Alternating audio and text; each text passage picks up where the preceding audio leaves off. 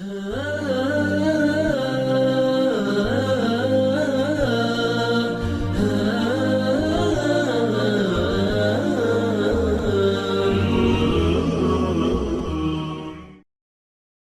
الحمد لله نحمده ونستعينه ونستهديه ونستغفره ونعوذ بالله من شرور أنفسنا وسيئات أعمالنا من يهد الله فلا مضل له ومن يضلل فلا هادي له أشهد أن لا إله إلا الله وحده لا شريك له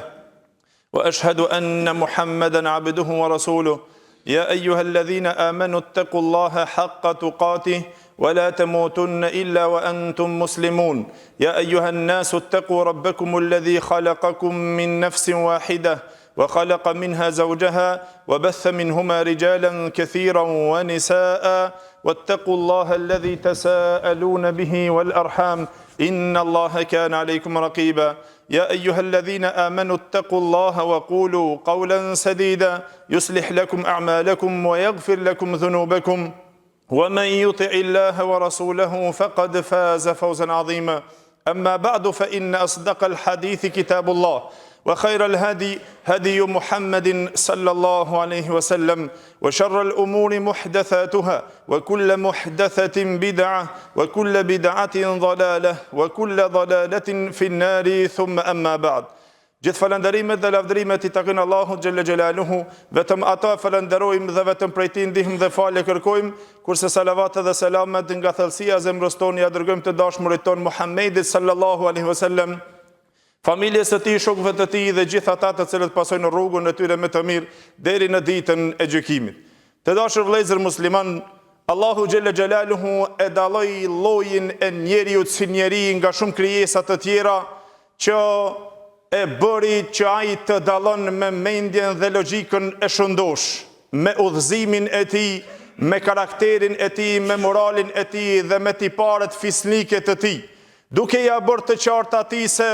veprat nuk maten sipas kënaqësisë, por sipas pastërtisë dhe qëllimit për të cilën I vepron ato. E mu për ato vëllezër, Allahu xhelle xhelaluhu e bëri nga ato qëllimet më të mëdha dhe objektivat më të mëdha të fesë dhe të shariatit të Tij, që ai e ndaloi një vepër e cila është shumë e shëmtuar dhe shtrëngoi ndalimin e saj për shkak ruajtjes së prejardhjes dhe ruajtjes së nderit të njerëzimit, ruajtjes së pastërtisë dhe stabilitetit shoqëror. Pejgamberi sallallahu alaihi wasallam, vëllezër, kur ke në udhëtimin e tij të Isras dhe Mirajit, sikur që na tregon Ibn Hisham në librin e tij që flet për historinë profetike, ai na tregoi se pejgamberi sallallahu alaihi wasallam, kur ai ke në Isra dhe në Miraj, ai erdhte një popull në një vend dhe I pa disa burra të cilët tha ato e kishin para tyre një mish të shtrenjtë edhe të pastër e të mirë, e shumë të bukur, edhe ana shtyre ato kishin një mish I cili ishte shumë I lirë, I keq, I fliqur, edhe I vinte era aq shumë, sa që kur I pa ato burrat të cilët e kishin mishin e pastër, e të shtrenjtë e të bukur e të mirë pranë tyre, tha ato nuk e shikonin, po kishin kthyer të gjithë nga I mishi I fliqur dhe I keq që ishte I kalbur, dhe I vinte era keqe, ato e hanin nga ky mishi I keq dhe nuk hanin nga ky mishi I pastër të cilin e kishin pranë. Pejgamberi sallallahu alaihi wasallam, vëllezër, ju drejtua Gjibrilit alayhi salam duke I thonë: "Ja Gjibrilu, ma haula?" O Gjibril, kush janë këto njerëz? A dini se çka u përgjigj vëllezër Gjibrili alayhis salam duke ja shpjeguar dhe duke ja treguar pejgamberit sallallahu alaihi wasallam se kush janë këto njerëz? Tha, këto janë ato burrat të cilët e kanë halal, të cilën ja u ka lejuar Allahu xhelle xhelaluhu halalin nga gratë e tyre, e ato nuk shkojnë aty ku e kanë të ruajtur halal e të pastra, por tha këto merren me ato të fliqurat dhe me mishin e ndytur e të keq të grave tjera të atyre të cilët nuk I kanë halal. E mu për atë vëllezër, shariati Allahu xhelle xhelaluhu I ka ndaluar çështje të cilat të çojnë në të keqen, në të shëmtuarën dhe në ato e cila e prish stabilitetin njerëzor dhe shoqëror. Jo vetëm qëllimin që e ndaloi, por gjithashtu Allahu xhelle xhelaluhu i pengoi dhe i ndaloi dhe ato shkaqe të cilat të çojnë deri në atë qëllimin e një veprës e cila llogaritet vepra më e keqe dhe më e fllihur që Allahu xhelle xhelaluhu në Kur'an kur porositi dhe tha: "Wala taqrabu zina innahu kana fahishatan wa sa'a sabila." Tha Allahu xhelle xhelaluhu, mos ju afroni zinos, imoralitetit, kurvërisë, sa ajo me të vërtet është vepër e fllihur dhe është nga rrugët më të këqija. Para mendohu vëllezër, për arsye se është me të vërtet çështje shumë e vështirë dhe është aq shumë e rëndë dhe është një krim që i kanoset nderit njerëzor dhe i kanoset prej ardhjes së njeriut, e cila të çon dhe në shkatërrim familjar, e cila është shkak që e bjen dhe shkatërimin, armiqësinë dhe ndoshta dhe mbytjen mes njëri tjetrit, është që ky krimi i cili llogaritet krimi i moralitetit. E mu për atë vëllezër, Allahu xhelle xhelaluhu në Kur'an na tërheq vërejtjen që na të kemi kujdes, sikur që janë dakord të gjithë fet për ndalimin dhe pengimin e këtij krimi i cili i kanoset shoqërisë dhe është me të vërtetë një krim i madh dhe një mëkat i madh që Allahu xhelle xhelaluhu. A e dini se në Kur'an mëkatin e madh të zinas, të imoralitetit dhe kurvërisë e renditi pas shirkut dhe pas vrasjes? Allahu xhelle xhelaluhu në surën Furqan kur flet në ajetin 68-69, nëse dëshironi mund ta shikoni, kur flet për ata robërit e mirë, e të zgjedhur, e të dalluar të mëshiruesit, i cilësoj me një cilësi duke thonë: "Walladhina la yad'una ma Allahi ilahan akhar, wa la yaqtuluna an-nafsa allati harrama Allahu illa bil haqqi wa la yaznun." Tha Allahu xhelle xhelaluhu sa i përket cilësive dhe tiparave të atyre robëve të mëshiruesit, tha ato janë të cilët nuk i bëjnë shirk Allahut xhelle xhelaluhu, as që mbysin dikant pa hak dhe nuk bojnë zina, nuk bojnë imoralitet. Allahu e renditi këtë mëkat se është nga mëkatet e mëdha, e renditi pas shirkut edhe pas mbytjes, pas vrasjes. Për shkak se o vëllezër, kushdo i cili e ban një mëkat të tillë, ai ja ka lejuar vetvetes së tij dënimin e Allahut xhelle xhelaluhu.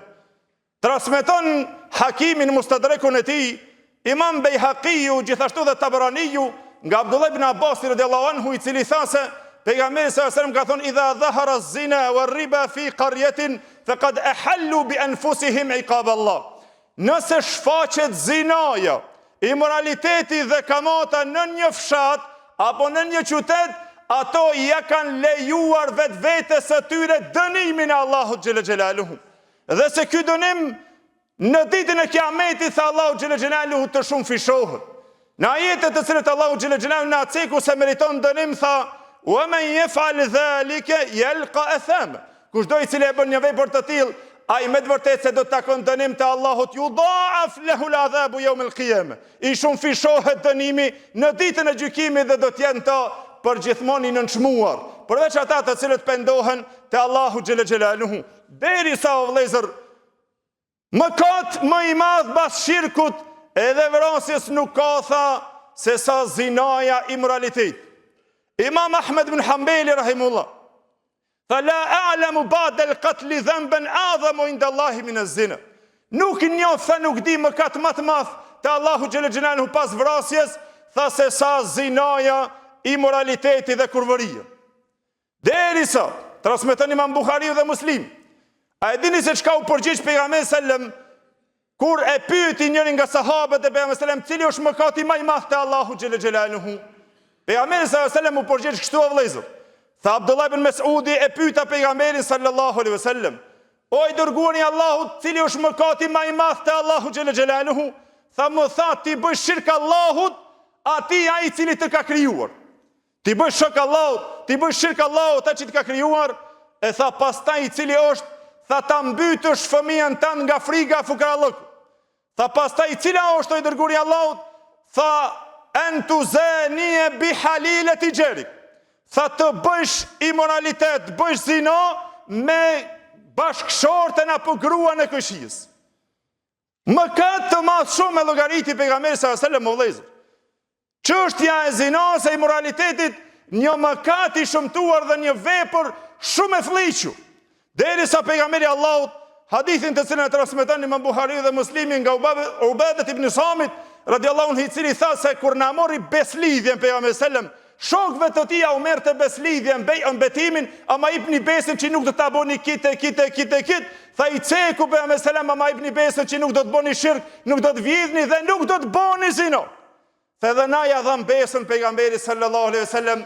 që nuk do të bëjnë zina dhe imoralitet. E kjo me të vërtetë se është një ndër veprat më të fllihura dhe nga rrugët më të këqija, e cila shkatërron një shoqëri dhe prish një nder njerëzor. Wa aqulu qawli hadha astaghfirullah li wa lakum. Alhamdulillahi al-ali al-a'la wa salatu wa salamu ala an-nabi al-Mustafa sallallahu alaihi wa alihi wa sahbihi wa man walahu wa ba'd. Të nderuar vëllezër, padyshim se kërimi i zinos dhe i imoralitetit është një krim i cili me të vërtet ka pasoja shumë të rënda dhe të rrezikshme, edhe përfundim shumë të vështirë dhe shumë të